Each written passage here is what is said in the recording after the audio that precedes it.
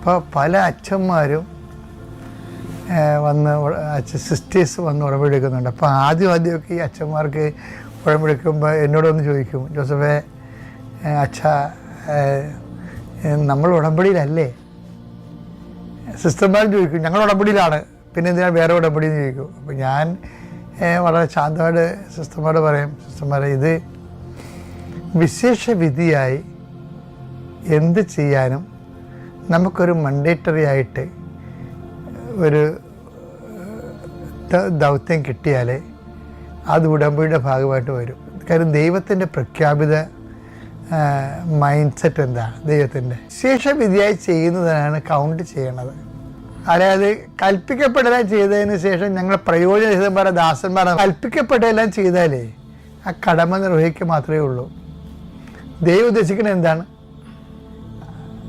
വിശേഷവിധിയായി നിങ്ങൾ എന്താണ് ചെയ്യണം എന്നുള്ളതാണ്. ഇപ്പം ഞാൻ സിസ്റ്റേഴ്സോട് പറയും, സിസ്റ്റേഴ്സ് നിങ്ങളിപ്പോൾ ചാസ്റ്റിറ്റി അല്ലേ, ശുദ്ധത, പിന്നെന്താണ് ഒബീഡിയൻസ്, അനുസരണം, പോവർട്ടി, അപ്പോൾ ദാരിദ്ര്യം, അനുസരണം, കന്യാത്വം നിങ്ങൾ എടുക്കുന്നുണ്ട്. ഇത് നിങ്ങൾ കൽപ്പിക്കപ്പെട്ട സംഭവമാണ്. അത് നിങ്ങളുടെ ഫൗണ്ടറിൻ്റെ കാരിസം വെച്ചുള്ളൊരു ദൗത്യമാണ്. പക്ഷേ ഇതിനകത്ത് വിഷയം എന്താണ്? ഈ 17 അത് ആ ലൂക്കാസ് വിഷയത്തിലേക്ക് വരുമ്പോൾ 17:10 വരുമ്പോൾ എന്താ പറ്റണത്? കൽപ്പിക്കപ്പെട്ടതെല്ലാം ചെയ്ത് നിങ്ങളെടുത്ത് നിങ്ങളുടെ കാരിസം അനുസരിച്ചുള്ള കാര്യം മാത്രമാണ് നിങ്ങൾ ചെയ്യണമെന്നുണ്ടെങ്കിൽ എന്ത് സംഭവിക്കണത്? അത് കൗണ്ട് ചെയ്യത്തില്ല.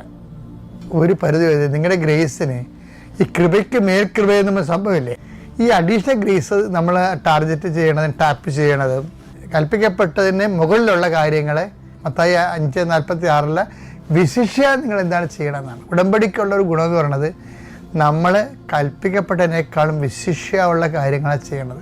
അപ്പം മേൽക്കൃപ ഗ്രേസ് അപ്പോഴും ഗ്രേസാണ് ഉടമ്പടിയിലൂടെ ടാപ്പ് ചെയ്യാൻ വേണ്ടി അൾട്ടിമേറ്റായിട്ട് എയിം ചെയ്തിരിക്കുന്നത്.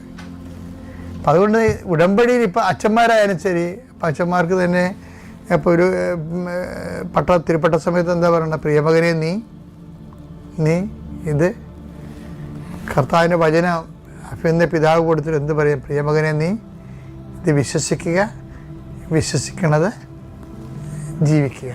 അപ്പം നമ്മൾ അത് ചെയ്തുകൊള്ളാവുന്ന ജീവിതത്തിലെ സഭയോട് വാഗ്ദാനം ചെയ്യും.